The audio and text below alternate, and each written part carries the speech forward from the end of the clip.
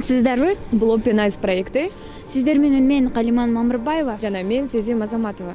Өзүңүздөр билгендей эле Бишкекте биринчи жолу Соломон сэндвич кафеси ачылып, анда мүмкүнчүлүгү чектелген балдар жөнөкөй адамдар менен биргеликте иштешет. Инклюзивдүү кафе даамдуу сэндвичтерди жасап, алардын негизги ингредиенти мээрим жана үмүт экендигин тамашалап айтып келишет. Үмүт дегендеги бул туруктуу, эл катары жумушка иштеп, жакшы жашоого үмүттөнүшөт. Ал эми Соломон сэндвич кафеси бул өзгөчө адамдарга башкалар сыяктуу иштеп көрүүгө шарт түзүп беришет. Анда эмесе биргеликте чогуу кирип, кандай экенин көрүп чыгалы.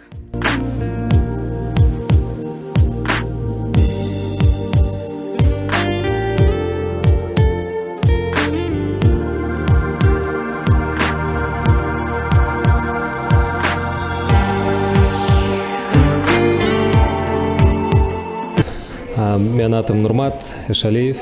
Мен бул кафенин негиздөөчүлөрүнүн бири болом. Негизи 3 жигит чогуу баштаганбыз. Жакып деген чет элдик бир жигит, анан Бактияр деген кыргыз жигит жана мен.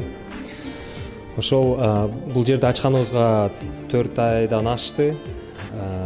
Ошо жанагы карантин жаңы бүткөндөн кийин биз ушул жерди ачканбыз. Ошо биздин эң негизги каалообуз бул коммерциядан тышкары, бизнес тармагынан тышкары, ошо социалдык тармак жагынан иш жүргүзсөкпү дегенбиз. Бул жерге биз өзгөчөлүгү бар, майыптыгы бар адамдарды ишке алабыз. Бул жерде ошо ДЦПсы бар, ДЦП диагнозу бар. Мисалы Андрей деген жигит келип иштейт. Даун синдрому бар жигиттер, балдар келип иштейт. Ошондой эле мындай жакшы уга албаган, сүйлөй албаган адамдар келип иштейт. Көп адамдар бизден сурайт, кандайча буларды ишке ала баштадыңар, эмне түрткү болду депчи. Эң биринчи менин жеке өзүмдүн мындай мага түрткү берген себеп бул менин кызым болгон. 9 жыл мурун ошо биз кыздуу болуп, ал ошо Даун синдрому менен төрөлгөн.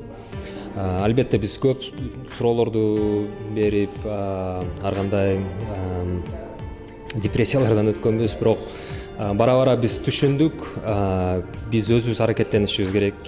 Азыркы маалда майыптыгы бар адамдар биздин ошо коллективдин 70%-ын түзөт. Ошо алар көпчүлүк. Биздин ошо каалообуз ушул боюнча токтобойлу дейбиз. Биз аларга ошо айлыгын, майнасын төлөп бергибиз келет. Эң негизги нерсе адамдын ошо иштегиси келсе, салым кошкусу келсе, биз жумушка алабыз. Мындай чоң деле критерийлерибиз жок.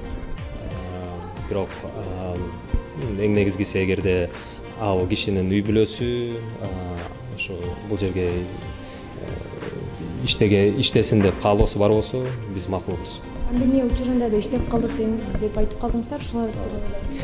Ооба, пандемия убагында иштедик.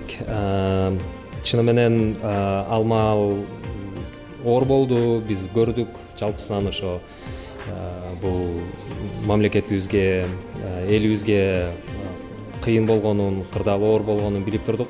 Бирок ошол маалда биз ошо четте калбастан, ошо бизнес катары күн сайын биздин дарыгерлерге, биздин медикалык ишкерлерге сэндвич жиберип аттык.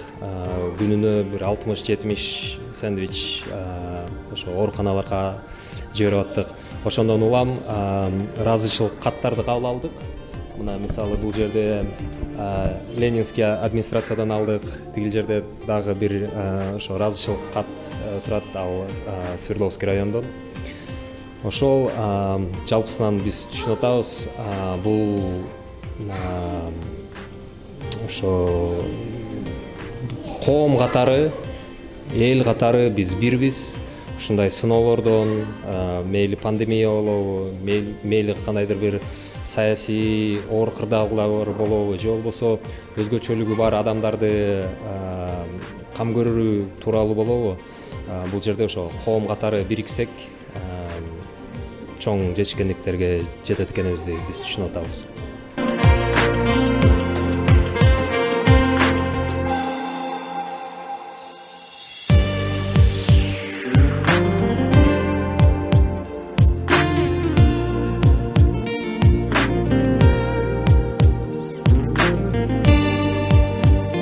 Меня зовут Андрей,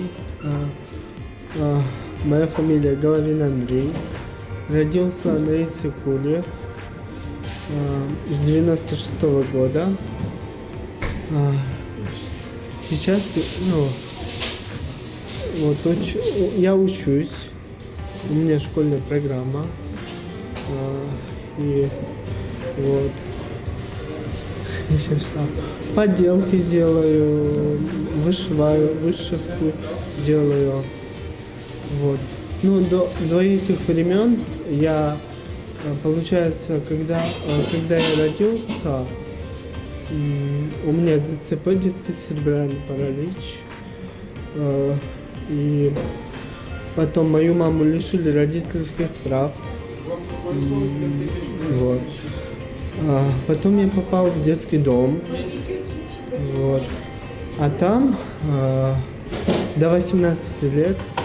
И там были очень хорошие люди, которые взяли меня под опеку. И я сейчас очень им благодарен, что я живу с ними. Они мне как родные. Вот. Вот. Я очень счастлив, что такие люди есть вообще на свете. Вот. Да, я здесь работаю. Мне просто через моих опекунов, он друг моих опекунов, и когда мне предложили данную работу, знаете, я был очень счастлив, то, что есть такая возможность работать. И я, не раздумывая, я не думая, сказал, хорошо, все, я буду как работать, все. Потому что эта работа приносит стимул какой-то вот, что есть возможно. А все возможно. Просто нужен какой-то толчок. Должен быть какой-то толчок, а потом постепенно все получится. Если сказать, я не образованный. В плане то, что у меня чуть-чуть как с учебой есть сложности. Вот. Я как бы... И сейчас у меня тоже, раньше я тоже ничего не мог.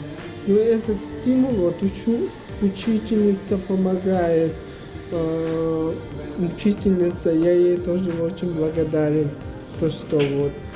И я сейчас, пользуясь данным моментом, я хочу, если будет возможность, моей маме, если она видит меня, хочу большой привет передать.